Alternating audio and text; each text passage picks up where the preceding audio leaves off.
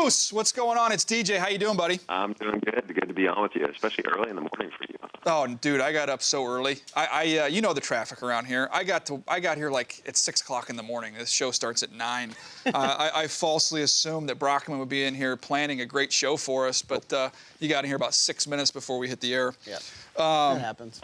Hey, Bruce, I need some good news from college football, man. We've had these scandals and these awful stories, it seems, recently. What's something that's uplifting in the college football world? Give me something good here.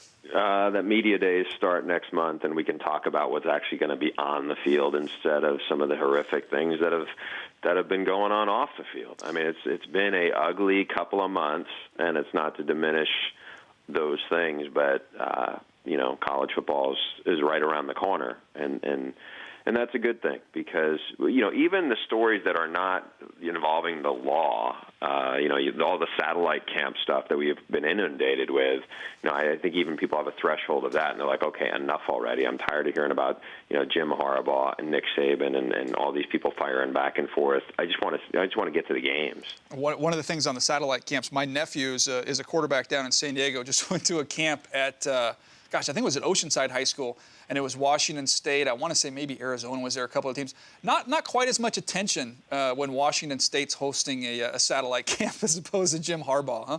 No, I mean, Leach is outspoken, but about stuff like this, no. And, it's especially out here on this side of the country, use Washington State as an example. They found a couple of kids at one of these satellite camps in California.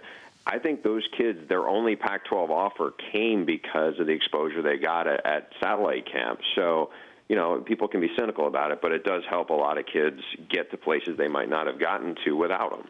Before we get on the field, one I guess, off-field issue that kind of just disappeared from the news because of this humongous story there at Baylor with Art Briles. Cam Robinson, one of the best offensive tackles in all of college football for Alabama, got himself into some trouble. Where are we with that? And we expect him to see him week 1 against USC in Dallas. It's up to the court system there. He's from Louisiana. It happened in Monroe.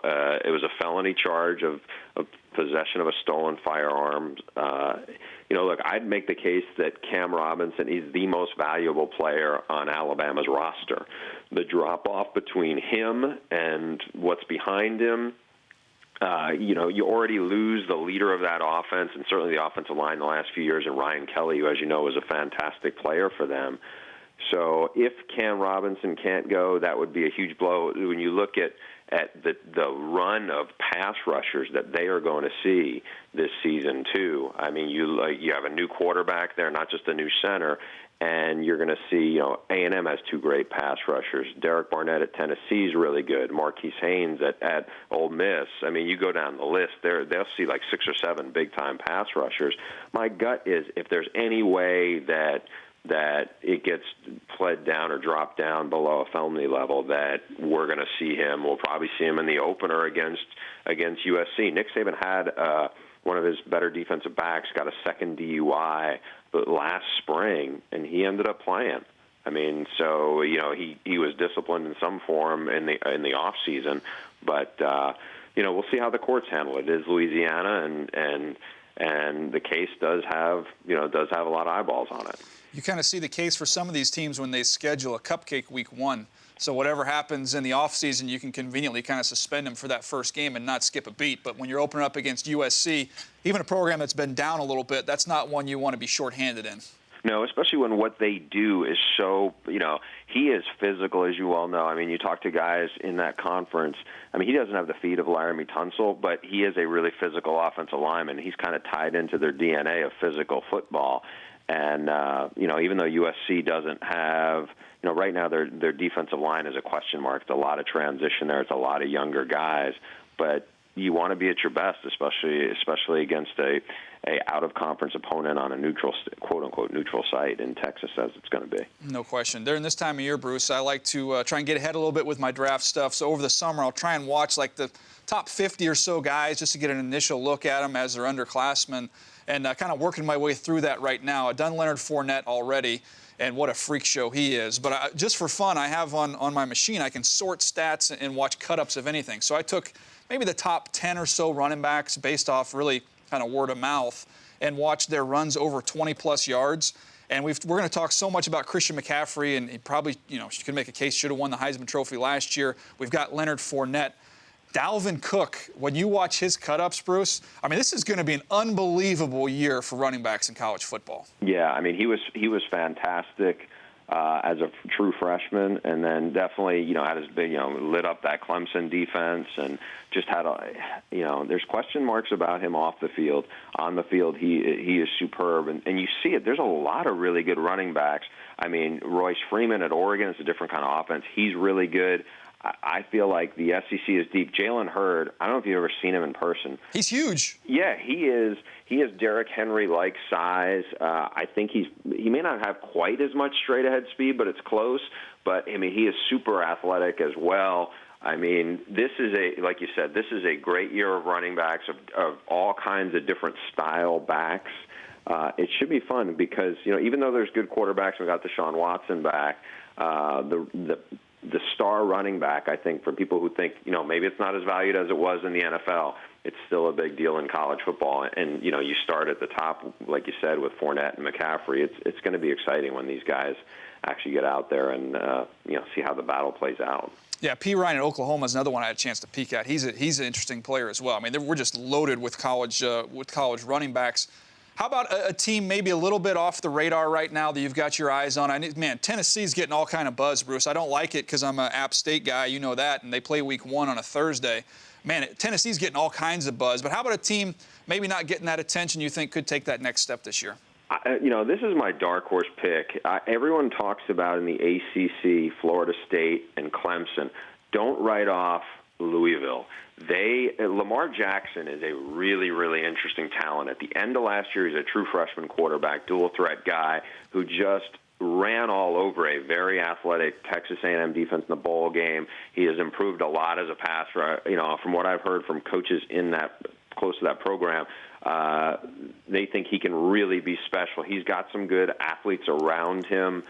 Bobby Petrino, say what you want about him, from in terms of a character standpoint, and we know about a lot of his issues off the field. Bobby Petrino does know what he's doing in terms of being an offensive coach, and I think Lamar Jackson is really going to be fun to watch in that system. They have a couple of big games. They also get Houston. Houston's a team that I think has a chance to make the playoff. They finished last year big. Tom Herman, if people, don't know much about him, if you don't follow college football, Tom Herman's going to be a big star in coaching. He was Urban Meyer's offensive coordinator. Houston is one of those where they get Oklahoma right out of the gate. If they win that game, they are going to be on everybody's radar, especially the committee. And then later in the year, they have a Thursday night game against Louisville. And that'll be interesting. I really think that those are a couple of kind of playoff dark horses to keep an eye on.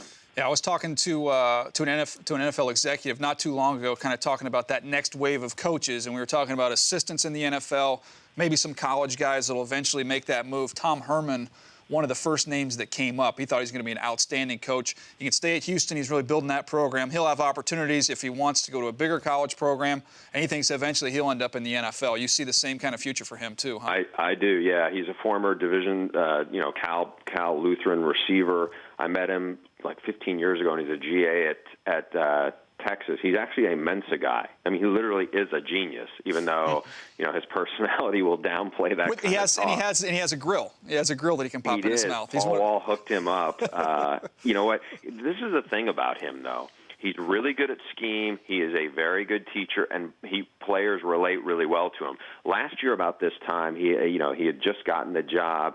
He got a commitment from Ed Oliver, who was this 5-star defensive lineman. A lot of people are like, when it comes down to signing day, the big schools will overtake him. Well, they didn't. Ed Oliver ended up signing there. He may dominate that conference because he is going to be a guy. He's really explosive and just great with his hands, and he's great off the ball. And I think he's a name you're going to hear a lot of. And I think it's a credit to Tom Herman that he was able to recruit as well as he did. But no question, I think Tom Herman will be able to write his own ticket in the next 5 years, and I think the success he had as a first-time head coach, I mean, credit to Urban Meyer for finding him at Iowa State, where he was kind of working under the radar. But and to be honest, I think if Tom Herman stayed at Ohio State one more year, I don't think Ohio State misses the playoff, and I don't think Cardale Jones goes as late in the draft as he does. Yeah, there was a lot of talk. That was a big part of the issue there with his struggles. Cardale Jones had become so familiar with Tom Herman. There was a comfort level there that simply just wasn't there this past season. Speaking of quarterbacks, though, I haven't got a chance to study him yet. Just seen him on TV. But one name, when I talk to friends around the league, where they tell me, keep an eye on this kid. Trust me, you just keep an eye on him, keep him on the radar. This Notre Dame quarterback, Shawn Kaiser, what can you tell me about him? You know, it's funny. I got to see Deshaun when I worked on the QB book a couple of years ago. He was at this Elite 11, class.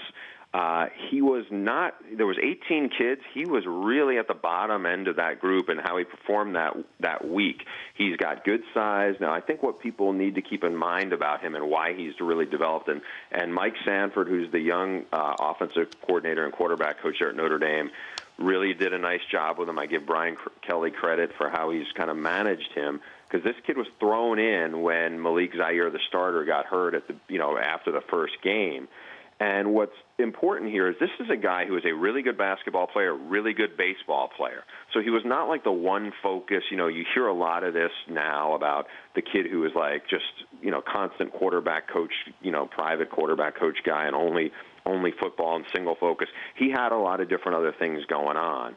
And so when Mike Sanford and Kelly have really been able to work with him, I think he's really blossomed there. I think Kaiser will be the guy who will end up keeping the job. I like Malik Zaire, but I think Kaiser's going to be tough to get out of there. And I think his confidence really grew as he saw the success he had. Now, they need to find somebody to replace the vertical threat they had last year with Will Fuller, but they have good tight ends. They have some good young receivers.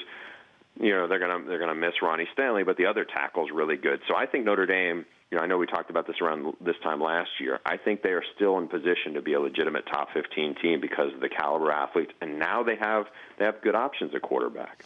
Bruce, the fact that you live in Southern California and I'm a good friend, I'm going to make life really easy on you. UCLA or USC, who's better this year?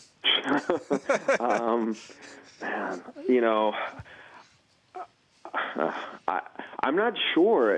I think actually UCLA, when I talked to coaches around the conference last year, they thought UCLA was the most talented team in the Pac-12. I still think UCLA probably is the team I would lean to, because I think even though they don't have the level of receivers that USC does, they have Josh Rosen, the quarterback, who I think is better. Connor McDermott's a really good anchor to the offensive line, although it's still shaky around him. They lost some good players in the front seven. But I like what Jim Moore has done there. I'm going to lean to UCLA, but it's close. And also a big part of that is, USC has the toughest schedule in the country. Mm-hmm. If they go 8-4, hats off to Clay Helton. That's not a bad job. Yeah, they're non-conference, I think, right? You got Notre Dame, you've got Alabama, and Utah State, who's not bad. No, Utah State's won like 36 games in like the last 4 years, and that's the cupcake game. It's just, quote unquote. It's brutal. Alabama out of the gate, and they got a bunch of guys to replace. The D-line's got to be, overhauled. They're, got to start a new quarterback. I think the offensive line's better than it's probably been, but, there's been it's a staff shakeup, and I think Clay Helton's really got his work cut out for him. Like I said, if he goes 8 and wins at least 8 games, I think he'll have done a really good job there. All right, Bruce, as I let you go, I need a yes or no answer here. Help me not look so bad. Did you watch at least 1 minute of the MLB draft on TV last night? Yes or no? No, I didn't. Gosh, you're killing me, man. But I know Eval went in the second. Went second overall. I know. I've got problems. I think Brockman might be right on this one. Bruce, hey, get out of here, man. I appreciate you taking some time to talk some football with us today. My pleasure. Thanks, buddy. The Rich Eisen Show, weekdays at noon Eastern on Audience.